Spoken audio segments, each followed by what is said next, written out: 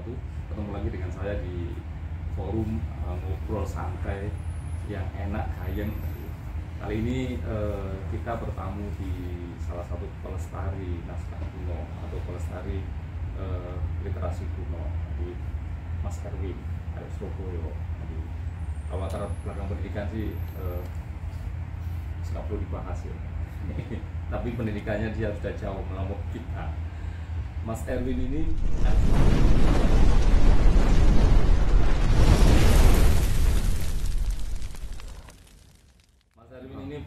dulu pernah jualan buku-buku bekas ya di salah satu tempat di Surabaya. Jadi namun nggak tahu tiba-tiba dalam proses perjalanan perjalanan beliau, dia sekarang sudah sampai pada seperti ini di belakang kita ini. Banyak buku-buku kuno tahun 1800-an, 1900 sampai naskah-naskah kuno yang di era Wali Songo ada semuanya, termasuk di depan kita ini ya. Ini Al-Quran. Al-Quran, kalau kita lihat ini Al-Quran ini high class bahasa kita sekarang, jadi menggunakan tinta emas, itu ornamental, bahkan ada naskah kuno yang seperti ini pakai kertas galuang. Kalau ini pakai kertas apa ini sih? Kertas Eropa, bahkan ada primbon tulisan Jawa kuno sebagainya. Oke, Mas Erwin, kapan memulai kok tertarik dengan barang kuno?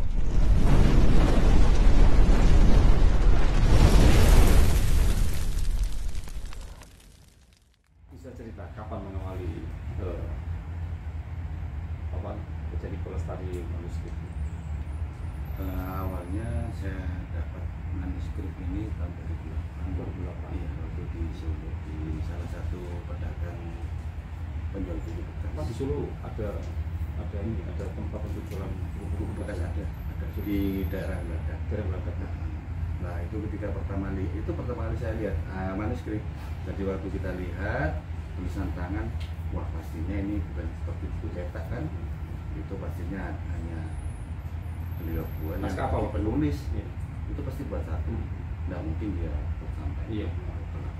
Dan nggak pernah dicetak, iya. Dan gitu. Waktu itu kita dapat 2 manuskrip itu, satu Musa Quran, kedua kitab hadis. Iya, sampul boleh tahun 1800-an sih, kalau tidak salah waktu itu. Nah, kertas Eropa. Ya sejak itu kita akhirnya tertarik dengan manuskrip. Al-Quran itu 1 juz ya? Atau ya, 30 juz itu enggak? 30 juz lengkap. Iya. Akhirnya kita waktu itu sempat berburu naskah dari Gresik sampai di daerah Rembang, itu belum lagi di sampai Jogja, sampai di Banyuwangi, akhirnya keliling sampai di Jakarta, akhirnya perkembangannya ya kemudian hari itu kan, akhirnya kita ada channel di daerah Bali dan Lombok, kita juga mengakuisisi masyarakat.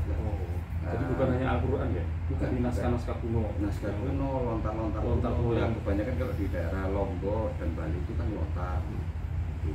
Nah, kalau di daerah Jawa sudah bentuk gini manuskripnya dari kertas daluang Eropa. Ya. Kertas Eropa ini. Ya, tapi ada beberapa yang masih menggunakan lontar. Itu kita dapat dari daerah Sumeneb sama mana itu ya? Bukan lagi.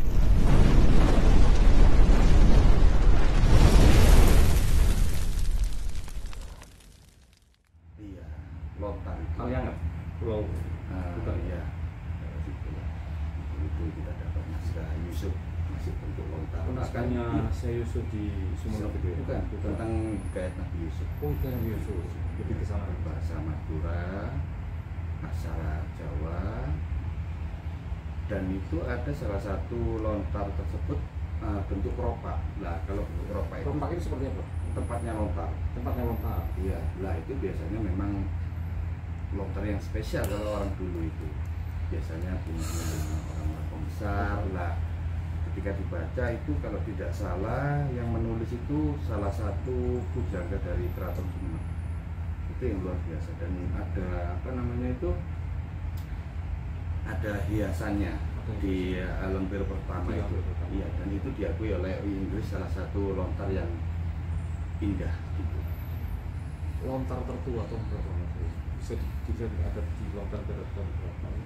Nah itu kita belum bisa apa namanya itu menganalisa ini tahun berapa karena itu memakai tahun wow kan gitu itu ya.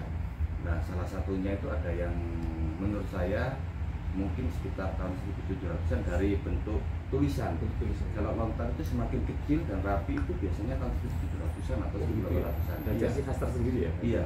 Dan itu tertulis di situ penulisnya itu salah satu ulama Karangbayan Sasak Lombok. Iya, dengan bahasa Sasak. Dengan bahasa Sasak Lombok. Iya. Jadi lontar itu bisa diketahui dari tebal dan tipisnya ya. Jadi tahun berapa mungkin seperti itu. Harusnya atau semakin tebal semakin harusnya dari kulfun. Dari kulfun. Iya, bagaimanapun kita harus secara ilmu akademis filologi itu kan kita di akhir lampir biasanya itu ada kulfun. Nah itu juga ada sebenarnya saya yang dari Lombok itu. Iya. Dan kemungkinan itu pasti ada hubungan erat dengan apa namanya tuh musola Karangbayan itu, musola Sasak yang tertua itu. Yang tertua. Ya. Pastinya itu ada hubungan dekat. Entah itu awal-awal pembangunan atau bagaimana. Istilahnya itu mungkin bisa dianggap sebagai pusakanya orang Karangbayan. Betul. Tantangan mendapatkan ini seperti apa? Tantangan kita waktu itu memang banyak selain orang kolektor juga dari pihak luar negeri, khususnya negara tetangga. Iya betul. Jadi ketika kita dikasih tahu ada negara tetangga yang sedang keliling di mana itu daerah Jawa Timur, kita langsung terbuka nih. Iya. Langsung berburu ya? Ya pastinya kita harus bersaing harga. Kenapa harus berburu naskah seperti ini? Ya karena kita suka. Satu suka dan kedua karena ini memang warisan leluhur ya, warisan peradaban yang benar yang harus dilestarikan dan tidak kemana-mana ya. Tidak bisa diukur dari segi finansial, bisa diukur dengan uang. Ya, betul. Tapi dari segi keilmuan dan peradaban bangsa. Dari sini kita bisa mengetahui bahwa peradaban kita itu seperti apa dengan tulisan Al-Quran, tulisan tangan seperti apa. Adakah sesuatu yang spesial, cerita yang menarik dari mendapatkan Al-Quran? Nah ini contohnya seperti apa? Ini contoh Al-Quran. Bagaimana ini bisa mendapatkan Al-Quran seumur setua ini ya? Ini sampulnya kulit masalah ini. Iya betul. Kemudian kita memang memiliki banyak, mungkin saat ini udah ratusan manuskrip. Tentu ini nggak murah untuk mendapatkan seperti itu. Betul, memang betul. Beberapa kali ada sih yang menawarkan memang ada salah satu mushaf Quran karya salah satu pujangga dari Keraton Surakarta. Dan ketika kita cari informasi penulis tersebut, beliau memang waktu zaman itu beliau memang ini membuat mushaf Quran terus untuk dibeli sama kalangan dari keraton itu pesan sama-sama si penulis itu salah satu kiai gitu kan. Memang beliau salah satu pekerjaannya dia membuat pesanan Quran yang tulisan tangan. Nah itu kita sempat ditawari dengan harga satu. Iya, bahkan di Gresik ini Gus yang dipercaya di Gresik itu ada mushaf Quran yang dipercaya milik gurunya Habib Abu Bakar Gresik. Betul. Itu gurunya Habib Abu Bakar Gresik. Iya. Tapi lebih tua lagi berarti. Iya, itu bersama gurunya yang dipercaya. Entah itu kebenarannya bagaimana kita entah. Atau mungkin sudah terbaca, mungkin ada kulfunnya bisa jadi. Itu sudah kalau kita berbicara soal itu sendiri ya, itu sudah ditawar sama satu pengasuh pondok pesantren kalau tidak salah di Sidoarjo itu 3M tidak dikasih sampai saat ini. Ya. Tapi ini terlepas dari soal apa ya nilai manusia sendiri ya ini ya di luar itu ya. Mas Eli, selain apa naskah kuno seperti ini ya, Al-Quran kemudian apa itu seperti tulisan Nonjolopo itu yang Primun atau apa kemudian buku-buku yang kuno yang terbitan dicetak sama penerbit ada nggak? Buku lawas tahun 80-an sudah buku politik, buku ekonomi, tentang peta. Karena kalau salah dulu banyak buku antropologi ya, ngomong masalah peta Indonesia, peta Nusantara, peta Surabaya, atau bahkan ngomong masalah peradabannya di. Iya, kalau memang untuk buku-buku tahun 1600-an sampai tahun 1800-an itu memang kita lebih tertarik, saya sendiri ya lebih tertarik buku tentang penjelajahan. Banyak Mas Erwin punya buku. Ada buku penjelajahan, termasuk buku tentang Borneo yang terbitan tahun 1840. Borneo Kalimantan. Iya. Tahun 1840 berapa itu lupa saya. Ini lagi dipinjam untuk pameran.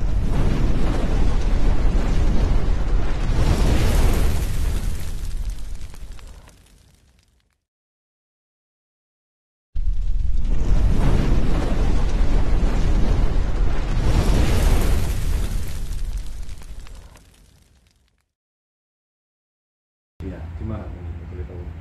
ada di salah satu negara tetangga. Negara, dipinjam di negara tuh. Wow, jadi salah satu bukunya Mas Erwin ini dipinjam sama negara tetangga.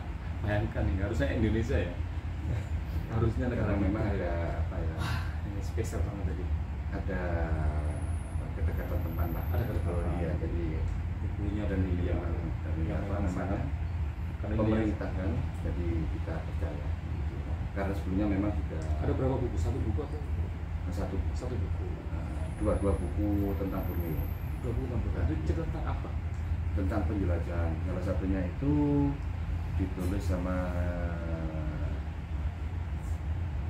seorang letnan apa ya, letnan atau jenderal itu lupa saya. Orang Belanda, Portugis atau Inggris. Orang Inggris. Iya, ditulis sama orang Inggris itu yang menaklukkan negara termasuk negara Brunei.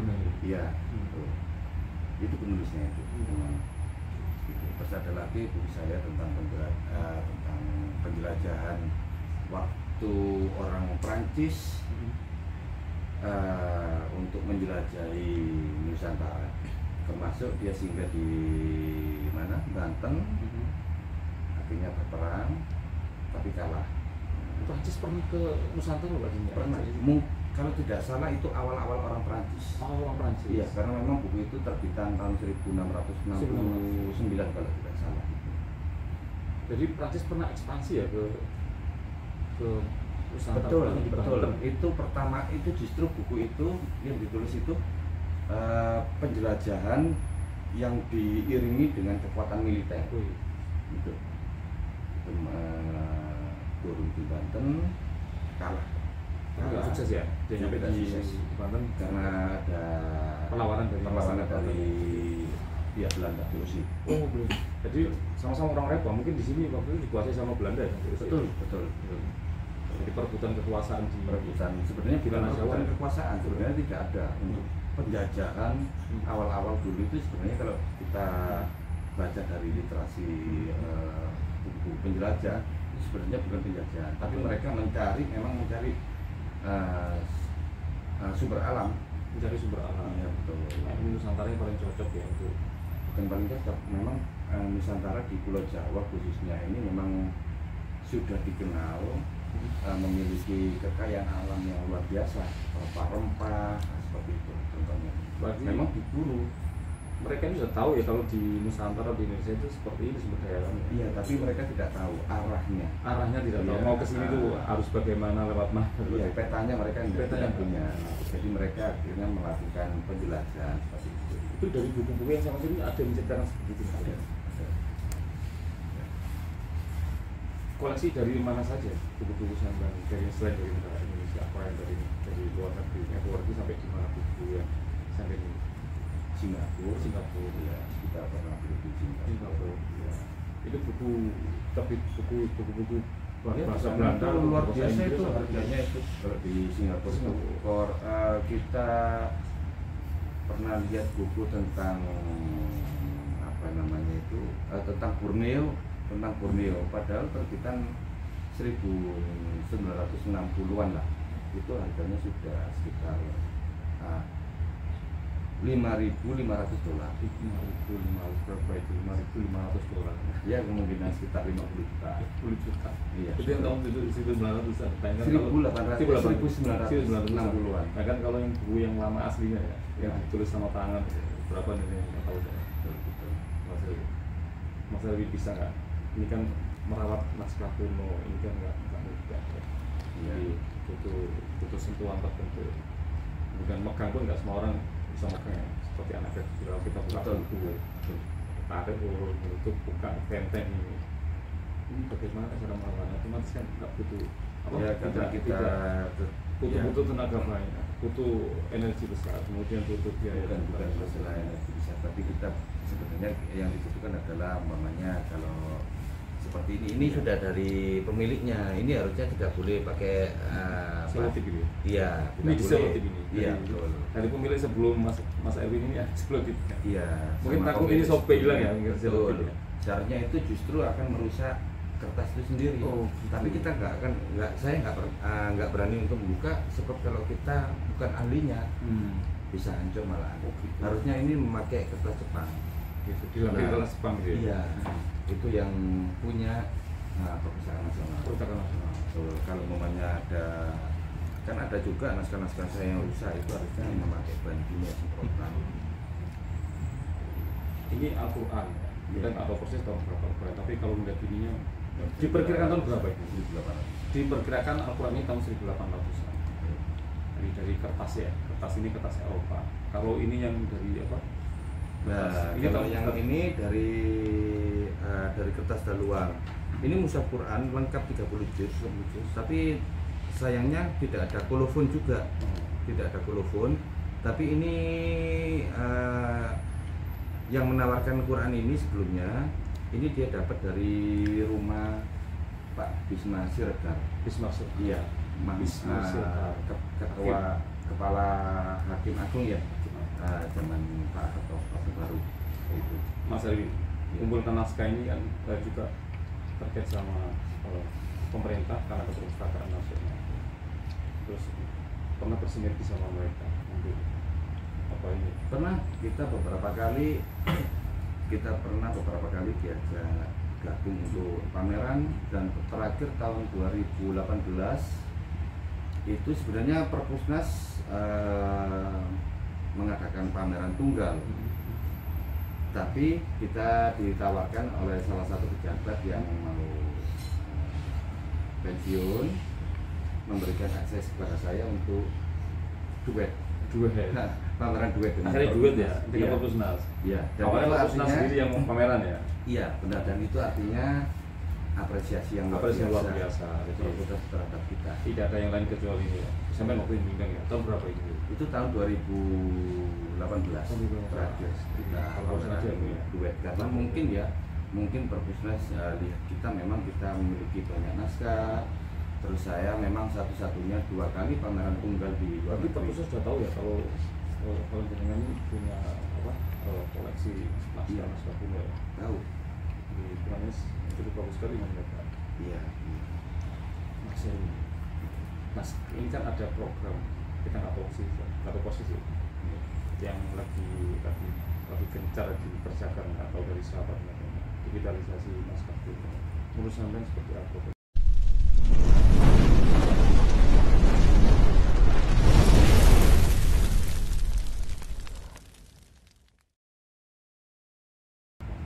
Nah itu ya sebenarnya secara pribadi sedih sekali.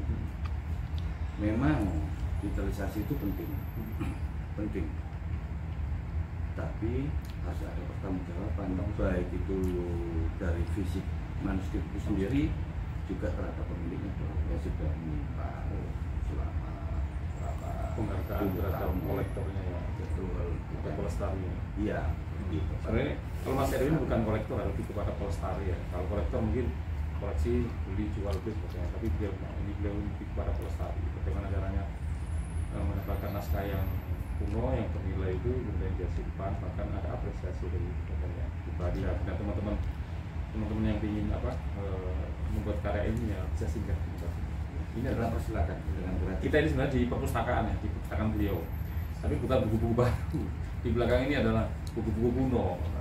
Ada naskah kuno, mau baca Al-Quran, tatarusan pakai ini bisa, tapi harus ekstra dengan ekstra hati-hati. Jadi kalau buka kita nggak sempat buka ya, kalau buka Al-Quran kalau buka HP ya terus seperti ini. Dan itu tadi untuk digitalisasi itu sendiri yang terjadi faktanya yang saya lihat di yang juga kemana-mana booming lah, gitu kan, itu justru tidak ada pertanggungjawaban terhadap fisik naskah itu sendiri. Dan saya mereka mengabaikan ya naskah ya. diambil di foto, sudah foto, diambil di dokumentasi semua. Itu full mereka melakukan dokumentasi dari halaman, dari cover sampai betul. Tapi yang saya sayangkan tidak ada pertanggungjawaban terhadap naskah-naskah. Bagaimana nasib naskah di kemudian hari? Pastinya setelah realisasi ya sudah selesai. Berarti mereka nggak peduli ya? Tidak peduli. Peradaban tidak peduli. Kalaupun ada yang rusak, mereka nggak bertanggung jawab. Contohnya seperti ini lubang atau bahkan ada yang kena rayap, kan banyak juga punya saya. Tidak mereka melakukan penyemprotan dengan bahan kimia. Yang bisa juga nanti itu hewan itu tadi, hewan kutut-kutut tadi bisa merusak fisik itu. Jamur, mereka cuma sekedar pakai kuas gitu. Kuas itu bersihin aja. Iya. Jadi itu nanti di kemudian hari saya yakin naskah itu akan punah. Dan mereka yang harus bertanggung jawab. Pemerintah Indonesia atau Korpus Naskah punya nggak program untuk melestarikan? Sebenarnya punya ya? Program pemerintah negara yang kebetulan Perpusnas diberikan amanah untuk melakukan program itu. Sebenarnya ada. Ketika direalisasi mereka akan melakukan sekalian untuk perawatan naskah, ada multi paper, terus dikasih box, terus kertas Jepang, terus penyemprotan dengan bahan kimia. Saya punya itu biar ini awet ya. Iya betul. Tidak seperti yang dilakukan ya mohon maaf oleh banyak yang terjadi ini juga beresiko ya ketika nanti ditanyakan bukti otentik dari naskah itu ketika beredar digitalnya kita nggak bisa melakukan pembuktian naskah, maka kita akan dicap sebagai penipu seperti ini. Ini juga beresiko ya kita ya.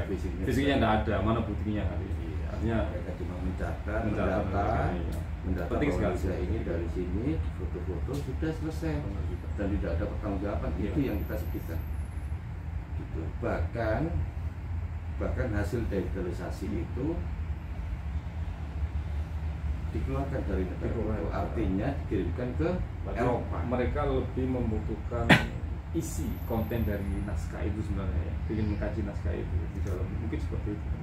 Jadi di dalam itu ada apa yang mungkin lebih kesana sehingga mereka ngambil ilmunya. Ya kita berbicara manuskrip berarti kita berbicara sebuah warisan intelektual peradaban bangsa kita.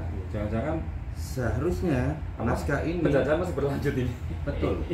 Penjajahan masih berlanjut ini. Betul, penjajahan peradaban. Dengan bahasa halus ya. Jadi peradaban ini kayaknya ada yang masih belum diambil punya Indonesia. Ilmuwan. Di kita masih belum. Manuskrip bagi saya adalah sumber ilmu peradaban bangsa.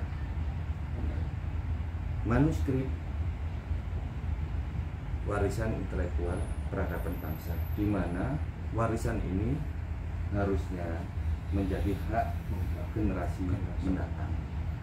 Tapi ketika kita berbicara bahwa file digitalisasi ini dikirimkan ke Eropa, maka kita semacam menghilangkan hak waris bagi generasi mendatang. Sobat, sebenarnya ada sensasi sendiri ya kalau kalian datang ke sini kemudian melihat naskah seperti ini ya.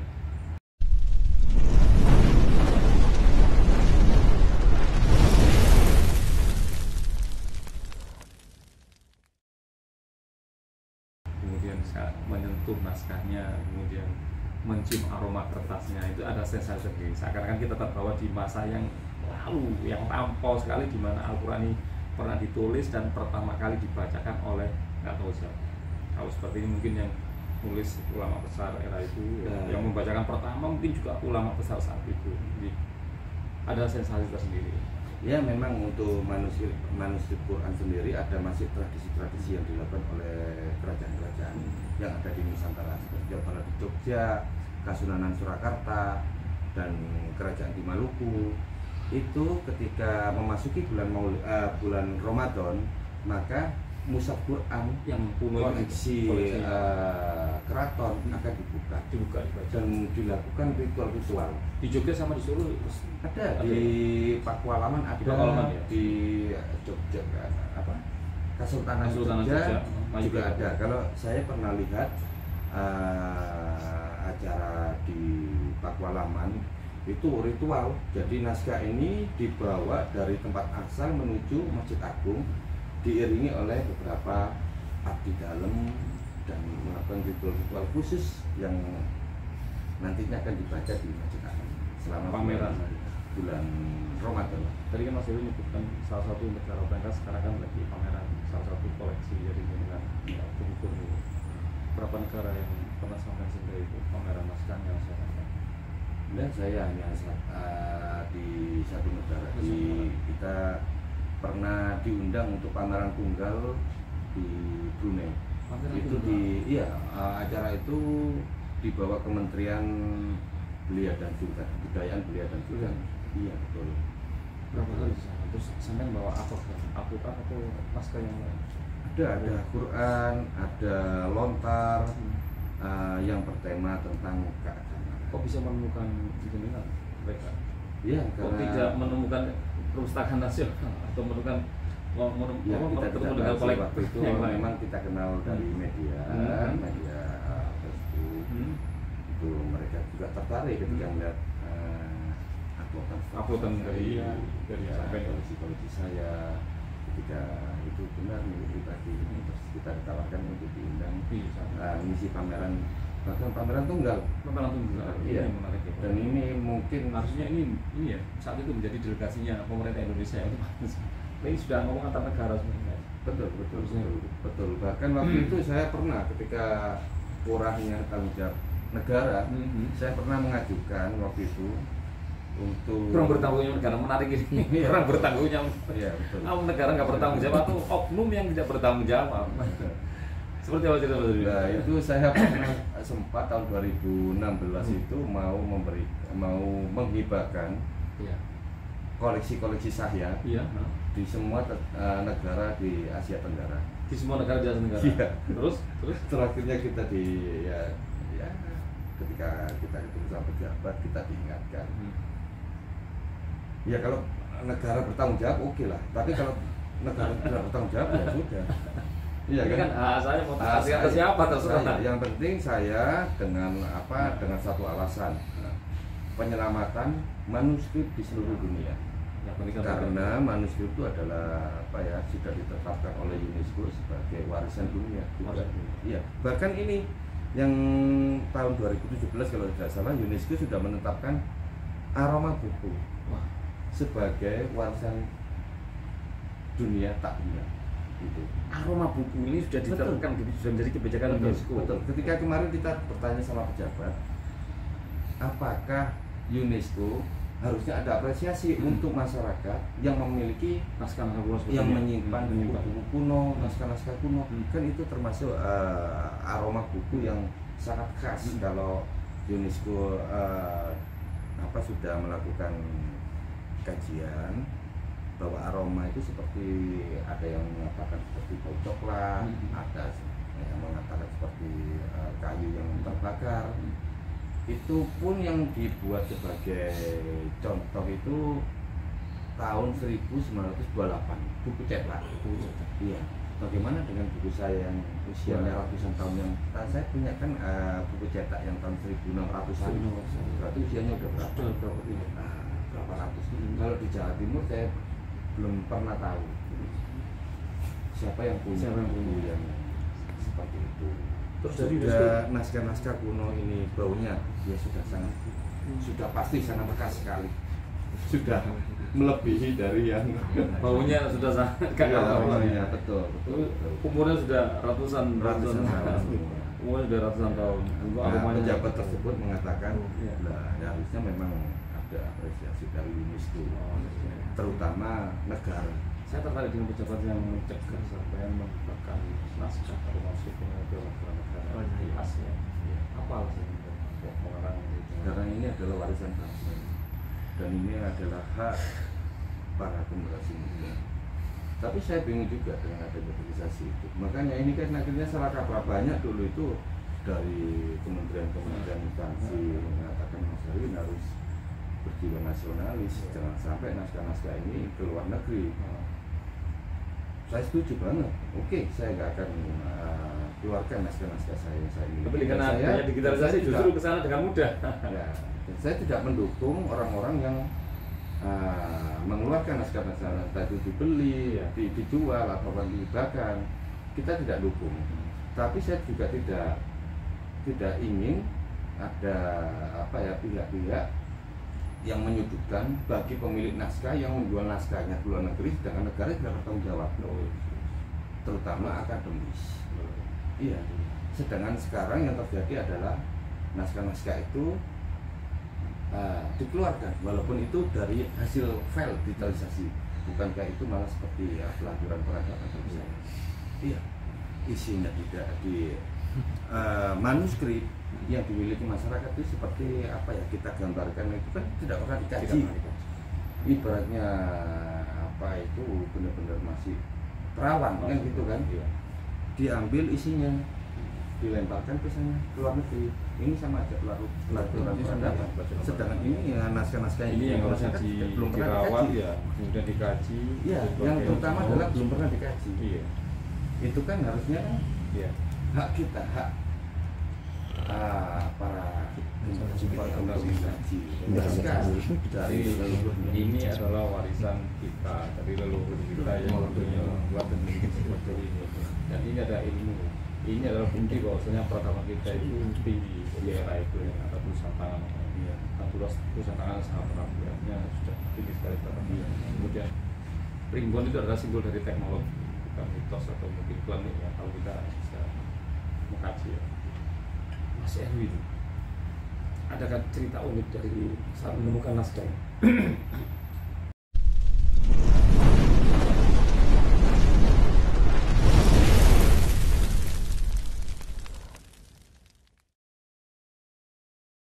Yang paling unik menurut jenengan, yang atau tidak masuk akal atau yang aneh menemukan Al-Quran atau saat Al-Quran ini? Oh, ada salah satu mushaf Quran juga, salah satu manuskrip Quran masuk. Dari dua ini atau yang tidak di sini? Satunya lagi. Oh, yang satunya lagi. Seperti apa ceritanya? Manuskrip sebelumnya kita memang mengatakan ini ya keliling ke desa-desa siapa yang memiliki manuskrip gitu kan. Waktu itu kita sampai di Surawiti daerah mana? Surawiti itu tempat pertapanya Sunan Kalijogo.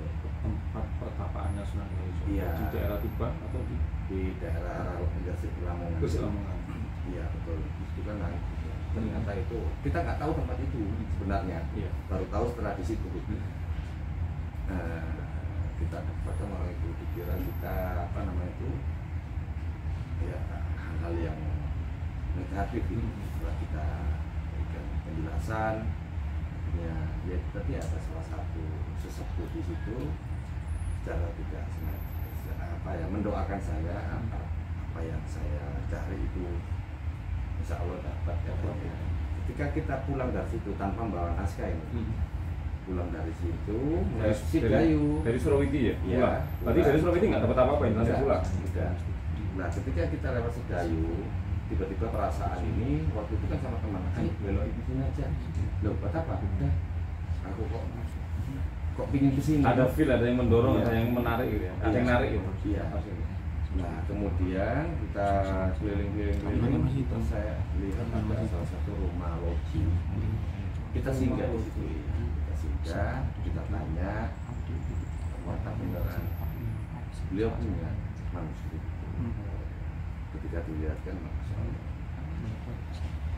sekali seperti ini, jauh lebih tua. Seperti ini Al-Quran jauh lebih tua dari ini. Iya. Bahkan ada tulisan seperti ini, tintanya itu terbakar, sudah terbakar. Maksudnya itu udah mau lepas gitu. Yang udah lepas itu, tapi masih komplit bagus.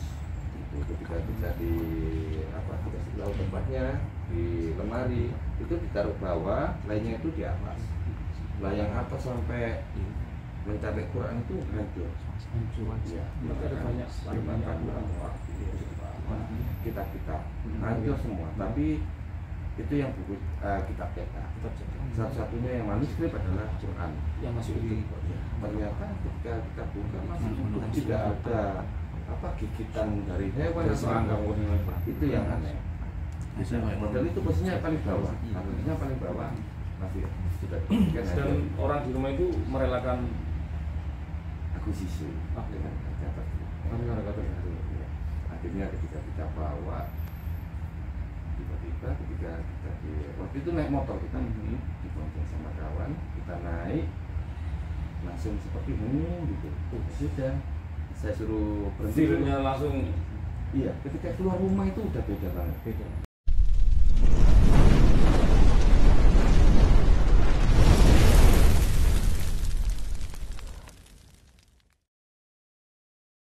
Iya, terus saya bilang sama kawan, kenapa? Nggak tahu aku, kok aneh nih, kayak apa ya, sunyi sekali gitu. Kayak kita itu entah berada di mana gitu kan? Sendirian atau seperti apa? Ya entah kayak kita kayak berada di mana gitu. Itu memang terjadi sih. Saya sendiri tidak seberapa ini ya soal planning atau bahasa itu kurang. Akhirnya kita melakukan perjalanan. Ketika di Kota Gresik itu gerimis, karena kita nggak bawa jas hujan, ya sudah kita berhenti. Setelah berhenti, kita lihat 20 menit, sekitar 20 menit, 30 menit, itu nggak jadi hujan ya. Ternyata jarak mungkin nggak sampai 20 meteran lah, 20 meter, maksudnya itu nggak sampai 100 meter, itu udah basah banjir sampai Surabaya. Bayangkan kalau kita melewati jalan mana itu arah dari Gresik Surabaya itu masuk Wilangun kan nggak ada tempat untuk berteduh. Iya. Kalau hujan Pasti basah. wah pasti, dan itu pasti ada. Hujannya di belakang Pak. Wallahu alam. Wallahu alam ya. Cerita menarik ya. Betul. Jadi angkuannya sama sekarang masih ada. Masih ada. Itu pertama kali kita dapat langsung sama kawan, ada yang datang ke rumah tak kasih tahu, langsung tahu 100 juta. Wis, mantap.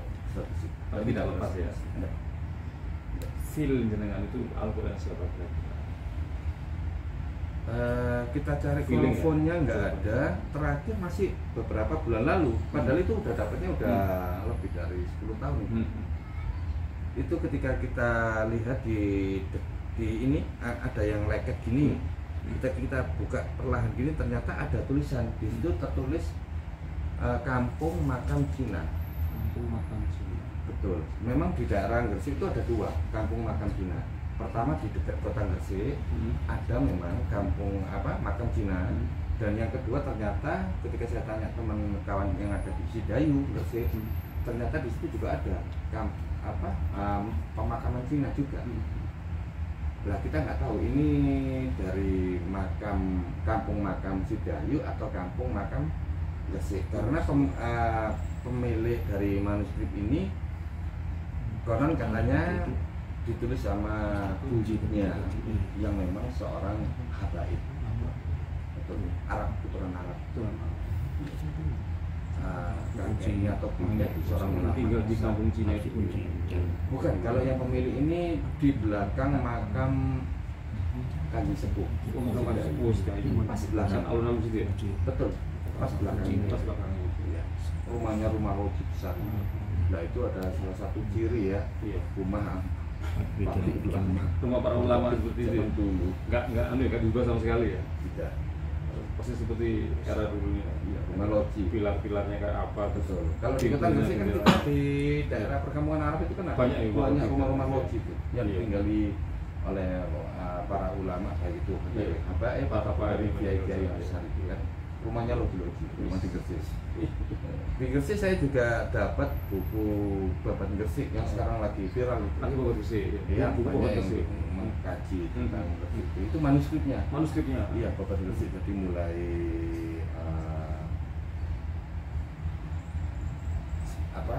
kelahirannya Sunan Giri, iya sampai betul-betul masa pemerintahan, bukan praktek. Jadi lebih ke ini ya, historinya Gresik ya. Iya, sejarah Babat kalau biasanya manusia itu kan Babat Gresik atau Babat Sunan Giri, mungkin Babat Giri itu kan kalau di Gresik. Baru kemarin ini kan ada itu yang dari Gresik itu memang iluminasinya memang emas juga, jauh lebih tua dan menurut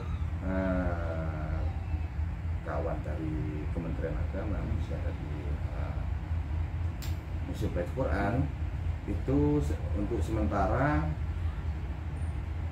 penjelajahan soal giri. Jadi giri itu ini masih belum tentu benar, masih dalam pengkajian. Dari naskah itu ya, dari naskah itu. Entah. Itu kita nggak paham. Cuma menurut penelusuran sampai saat ini bahwa di giri itu dulu calon mahkota, calon raja di Nusantara semua itu penggodokannya di Gresik. Nah, setiap tempat pendidikannya mereka di Gresik. Betul. Apa itu namanya itu? Putra mahkota. Putra mahkota. Padepokannya untuk putra mahkota sebelum jadi raja itu di kodok di sana ya. Iya, semacam penggodokan di giri dan biasanya mereka akan menulis mushaf Quran. Itulah sebabnya kenapa di Gresik itu ditemukan manuskrip Quran itu banyak yang iluminasi emas. Luar biasa. Yang nulis memang luar biasa ya. Jadi ini bukti yang nulis bukan orang biasa, bangsawan. Karena sangat mahal sekali. Tinta emas itu di era dulu mahal sekali. Betul. Ada seperti ini. Kemudian warna-warni. Kalau ini kan tinta biasa hitam kelas royalty ya kan, kelas royalty. Dan memang kalau kita lihat di mana itu pelelangan di Inggris dari sekian banyak buku ini Mas ya, yang sekiranya bisa dibaca ya, atau yang dengan teks Indonesia atau teks Jawa, ada yang pernah atau setiap kali dapat buku ada baca buku ya pasti saya baca. Dibaca ya. Jadi tapi nggak semuanya juga, nggak semuanya. Informasi terpenting tentang Indonesia apa yang pernah sampai dapatkan dari baca? Macam dalam kategori apa? Ketika baca, oh ini informasi penting. Ya artinya sejarah ya. Banyak buku banyak revolusi. Kita kan juga apa ya? Kita punya koleksi surat kabar kuno. Surat kabar kuno. Ya bahkan saya ini punya surat kabar kuno yang menulis berita tentang bahkan pertama kali perang Diponegoro. Jadi perang Diponegoro iya, pernah ditulis media waktu itu berarti ya? Betul, tahun 1825 edisi koran apa itu? Batavia Koran. Cerita tentang apa di koran itu? Bukan cerita, itu berita. Iya. Apa yang diberitakan? Yang diberitakan itu salah satunya bulan Agustus kalau tidak salah tanggal 5 itu memberitakan bahwa pemerintah Belanda memproklamasikan perang dengan Pangeran Diponegoro. Berarti mendeklarasikan diri melawan Diponegoro, memerangi kan kayak ini tuh doktrin ya kepada masyarakat Jawa mungkin ya, bahwasanya Diponegoro harus dilawan. Doktrinasinya orang Belanda mungkin gitu ya. Atau propagandanya gitu. Jadi itu melawan untuk tidak diberitakan ya waktu ada siapa diberitakan tokoh-tokohnya siapa yang di ada Pangeran Mangkubumi semua disebutkan di beberapa edisi. Saya kan punya satu bundel. Itu menurut saya penemuan yang sangat luar biasa. Iya, dan saya juga punya buku tentang perang Diponegoro yang diterbitkan tahun 1835. Jadi 5 tahun setelah perang Diponegoro. 5 tahun, lebih otentik sebenarnya itu adalah bentuk laporan. Laporan. Iya. Betul.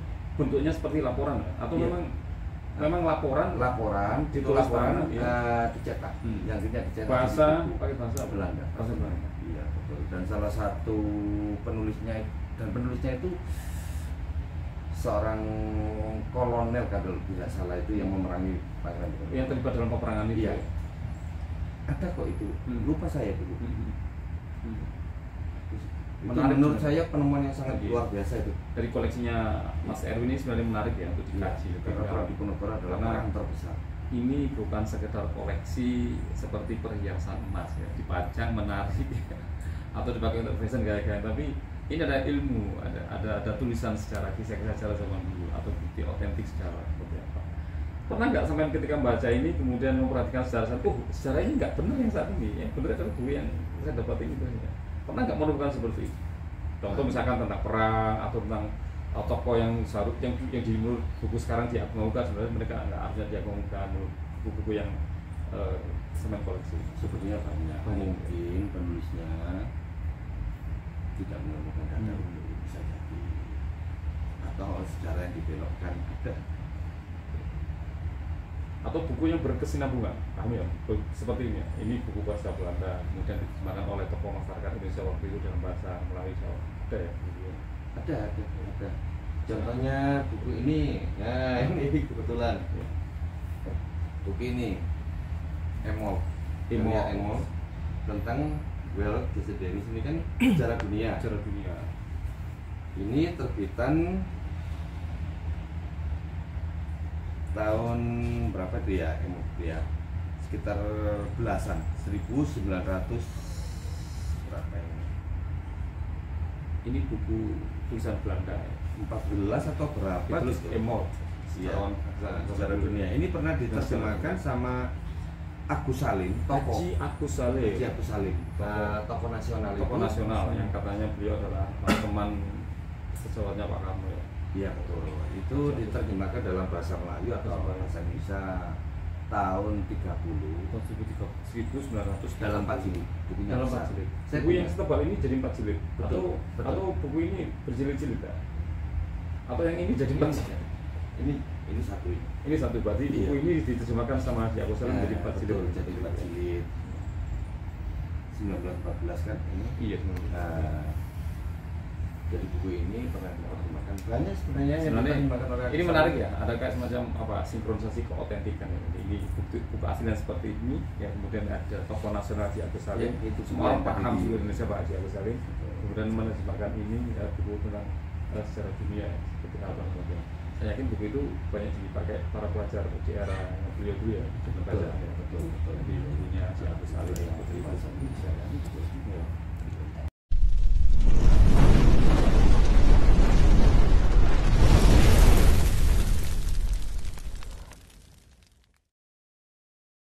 Kita belum mengupas bagaimana Al-Quran ini hadir di Mas Erwin, tapi kita ingin tahu di dalam fisik dari Al-Quran ini. Mas Erwin bisa dibuka.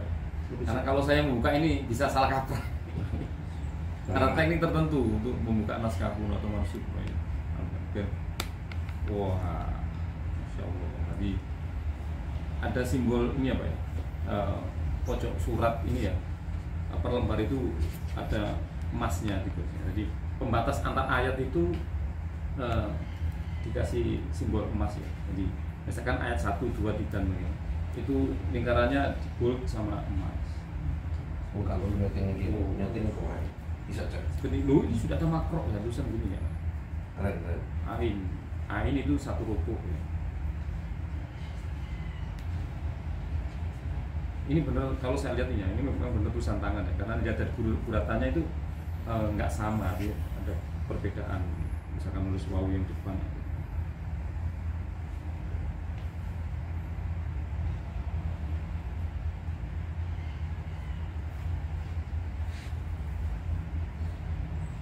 Tapi di Al-Quran ini juga masih memakai tinta merah. Tinta merah itu untuk membedakan ini ya, simbol-simbol, karena di Al-Quran bisa ada bacaan panjang kemudian berhenti sejenak ya.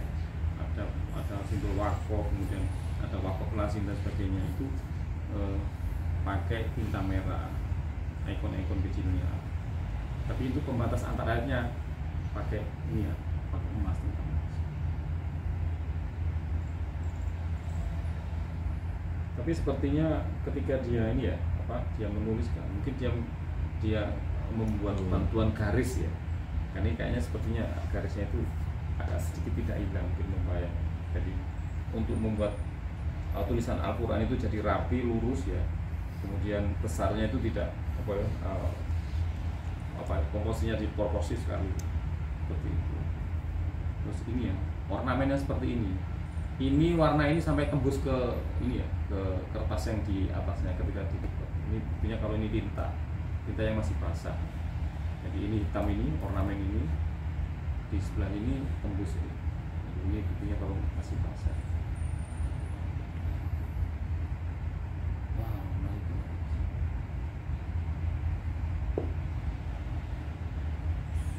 Saya mikirnya berapa tahun mengerjakan ini berapa tahun. Masya Allah. Artinya orang ini yang menulis ini memang punya waktu ya, memang dia fokus mengerjakan kodifikasi Dan tentunya caluk. kalau dia dari ini ya, kita melihat ya, dari atas itu kecil ya, agak kecil ya, kemudian sampai dari bawah ini agak besar. Mungkin dia untuk pemenuhan satu halaman Al-Quran ya. Sehingga di pos yang di bawah ini ya, ini fontnya lebih besar karena mungkin dia mau membuatnya ini jadi full satu halaman sehingga fontnya dibesarkan. Kalau kamera bisa didekatkan sih, nggak apa-apa. Mungkin kameranya bisa didekatkan sih. Wah.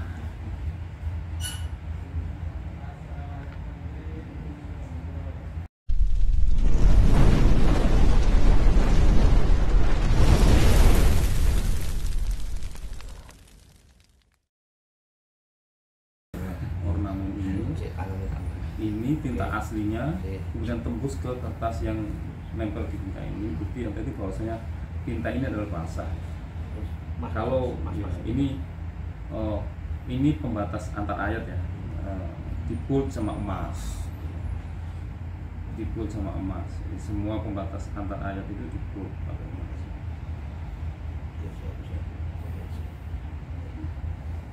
Oh, Pak.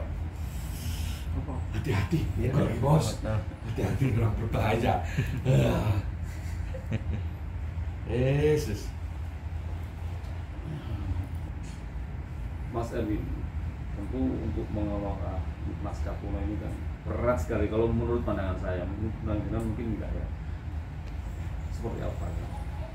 Mengelola naskah kuno ini berat atau ringan atau Ya karena kita sudah terbiasa. Ya mungkin karena kita keterbatasan sarana dan prasarana ya. sudah berapa ratus ribu atau mungkin berapa rupiah yang sampai cocokkan untuk koleksi pribadi ini? Tanah saya juga udah. Wow, aset pribadi sampai 2 kapling. aset pribadi 2 kapling hanya untuk naskah ini, masya Allah. Keren banget. Saya nggak bisa ngitung nominalnya, tapi dihitung sendiri aja nominalnya. Kalau lihat Al-Quran kuno seperti ini, ada koleksi naskah harganya ratusan juta dan sebagainya. Salah satunya itu ya belum toko saya. Belum toko, wah. Bisa dihitung ya. Iya benar itu. Dan orang lain pasti akan nggak gila ini investasi apa ini ya, mendingan diberikan apa rumah atau mungkin salah satu instansi besar pemerintah juga tahu kalau saya sampai jual tanah. Wih. Tahu. Artinya pemerintah dan siapapun yang peduli terhadap naskah kuno harus apresiasi soal ini, bukan hanya apresiasi diberitakan apa sebagainya. Dan saya pernah juga tahun 2018 itu menyumbang nggak main-main 6 manuskrip mushaf Quran. 6 manuskrip mushaf Quran. Nah, belum termasuk kitab-kitab Disumbangkan manuskrip kemana? ke Museum Bait Quran. Musim Dan Bait itu Al-Quran. belum pernah terjadi masyarakat yang menghibahkan langsung 6 manuskrip mushaf Quran ya. Apresiasi mereka terhadap sampean apa? Ya, akhirnya kita dapat penghargaan Al-Quran Ubat. Al-Quran Salah satunya yang dapat Al-Quran Ubat itu Profesor Quraisy. Korea sama jenengan Mbak katanya. Iya, ada 7 orang yang sudah. Profesor Korea, beliau bukan profesor. S1 pun belum.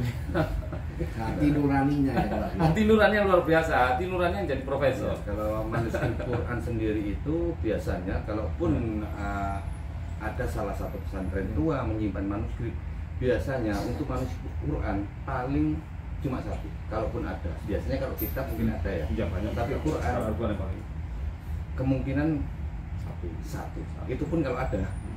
Nah, yang kita sumbangkan adalah 6 manuskrip mushaf Quran.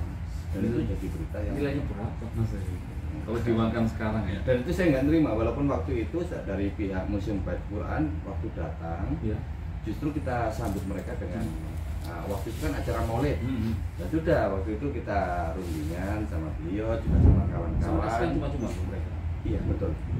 Itu sebagai apa ya, rasa cinta kita waktu itu bulan Maulid, rasa cinta kita terhadap Rasulullah. Sampai sekarang disimpan di.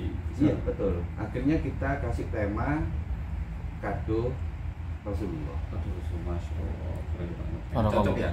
Di bulan Maulid kita ngobrol soal ini. Iya, karena waktu Pas itu banget ya. ada cerita yang menarik. Nah, saat bulan Maulid itu waktu itu saya kesusahan sekali. Kesusahan itu dalam hal finansial ya, karena saya ingin sekali untuk mengadakan Maulid. Sampai kita lihat ada WhatsApp grup bikin acara Maulid.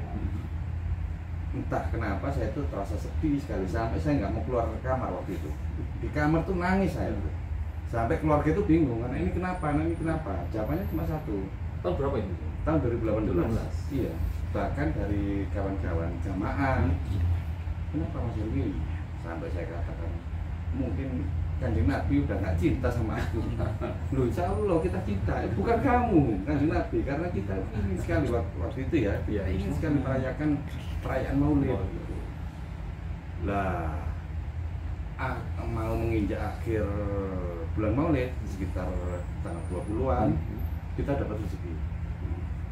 Karena kita dapat rezeki, itulah bentuk rasa syukur kita. Langsung saya telepon waktu itu Baik Quran, mau nggak saya sumbang pusat Quran? Yang seperti ini atau yang seperti ini?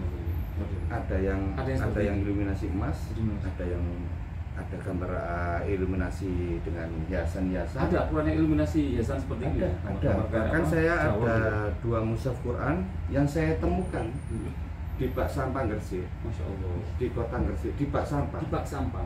Iya. Itu lepas dari pembakaran. Sebenarnya kan sudah mau dibakar, karena Quran itu sudah kena rayap, biasanya kan memang dibakar ya. Nah, kitab-kitab itu sudah dibakar, tinggal Quran itu rencananya juga mau dibakar. Iya, untuk Kok bisa menemukan itu? Lah waktu itu saya di Gresik, saya cari-cari, ya biasa memburu naskah ini. Nah, kita dikasih tahu ada salah satu rumah loji itu sedang dibongkar. Sepertinya kalau tidak salah beliau dulu punya pesantren. Nah, akhirnya saya dikasih tahu, oh mungkin coba di bak sampah. Jadi saya lihat, saya ambil. Dan alhamdulillah sekarang ditempatkan yang lebih luar biasa. Museum Bait Quran. Bait Quran itu adalah rumah Quran terbesar di Asia Tenggara. Museum Quran terbesar di Asia Tenggara. Alhamdulillah sekarang ada di situ. 2 mushaf di antara 6 mushaf. Mungkin nggak sengaja ya waktu ditaruh di bak sampah, pikir buku biasa mungkin atau naskah kuno. Ketika bongkar itu kan betul, karena di situ juga ada tas haji zaman dulu yang dari Bantotan itu ya. Bantotan ya, itu juga. Jadi spesial ya untuk Mas Erwin ya. Mas Erwin, perpustakaan ini bisa diakses masyarakat? Bisa, gratis. Dulu kan di 3 tahun lalu itu saya sudah sewa tempat ya di sekitar perumahan kita, karena perubahan kita ini kan gitu. Enggak terlalu sulit ya untuk mengakses ke rumah jenengan. Ini kan ada di rumah jenengan ya? Nah, kalau kemarin ini barusan aja. Ya terpaksa akhirnya renovasi ruangan ini. Ini kan dulu ada kamar mandi, ada ini. Terpaksa saya renovasi ya, karena memang yang sebelumnya kita itu sampai mengeluarkan biaya saya sendiri 200 juta, sekitar 200 juta. Karena akhirnya masuk Covid, akhirnya nggak fungsi kan? Nggak fungsi. Jadi terlantar gitu. Akhirnya karena kita udah finansial udah menurun drastis, akhirnya dengan terpaksa juga iya kita renovasi dulu. Ini ruangannya cukup luas sih sebenarnya, di sekitar berapa meter ini? 6 meter lebih mungkin ya, berapa meter. Jadi cukup representatif ya untuk sebuah penyimpanan manuskrip naskah kuno secara single, karena Mas Erwin ini tidak ada pegawai sini ya, kelola sendiri, dirawat sendiri dan sebagainya. Untuk saya sini nggak kesulitan ya, misalkan dari Surabaya, dari Jakarta, jadi mau studi banding atau mau mengkaji untuk urusan akademisi dan sebagainya. Boleh, asal tidak di foto-foto, karena ada tanda kutip ya, jangan pernah memfoto naskah yang ada di sini karena itu pelanggaran yang paling terberat. Iya, kalau memang mengkaji silakan mengkaji. Ngaji silakan datang ke Kalau sini ngaji. Iya. Ya kita sediakan. Wow. Kalau mau nginap, minum kita sediakan. Bisa nginap di sini. Dana pribadi insya Allah. Tidak ada sumbangan dari pihak mana. Dari awal pemerintah tahu nggak kalau sampai punya perpustakaan ini tahu? Terus mana aja tahu. Tahu. Bahkan yang dari luar negeri juga tahu. Wih, kemarin yang di luar negeri tahu tempat sama ini. Komunikasi dengan luar negeri berapa negara? Mana saja selain negara Brunei? Banyak ini kan para pemburu naskah kuno. Bukan pemburu, dari pemerintah. Terus arkeolog dari Amerika. Kita seberapa ngerti dan paham tahu pemerintah Indonesia atau negara ini? Oh, sudah sangat paham sekali. Jadi Mas Erwin ini oleh pemerintah sebenarnya sudah sangat paham. Kalau sebutkan Erwin pelestari manuskrip, Mas Erwin, naskah kuno, insya Allah orang sudah paham dan jadi kita sendiri aja yang nggak paham. Kita harusnya lebih tahu ya, karena beliau ini nggak cuma di sini ya, naskahnya sekarang aja kan saling ngopi. Iya, ngobrol ngopi. tahunya ada di warkop ngobrol ngopi, tapi salah satu koleksinya sekarang ini kan ada di negara tetangga, dipamerkan karena di sana bukti otentik sebuah sejarah ya, tentang ngomong tentang salah satu pulau di wilayah Indonesia, Kalimantan. Punya bukti dibayangkan ya. Jadi ini bukan koleksi mainan ya, tapi ini benar-benar koleksi serius dan serius banget. Ini bukan hanya sekedar koleksi seperti perhiasan, tapi ini adalah ilmu. Karena saya saat ini juga nggak bisa untuk terbang karena inflasi. Wow, harusnya bisa terbang ke sana ya. Kenapa nggak vaksin? Iya, beberapa kali sudah diundang. Kan ada kebutuhan sebenarnya jenek. Bang Edwin atau Mas Erwin ini sebenarnya ada kebutuhan ya, kebutuhan harus keluar negeri, harus kemana sana, karena nggak mungkin naskah itu berangkat sendiri ya, karena Iya, harus didampingi sama sebenarnya ada beliau, undangan harus bisa di Singapura juga. ada undangan dari Singapura, nggak bisa terbang karena belum vaksin.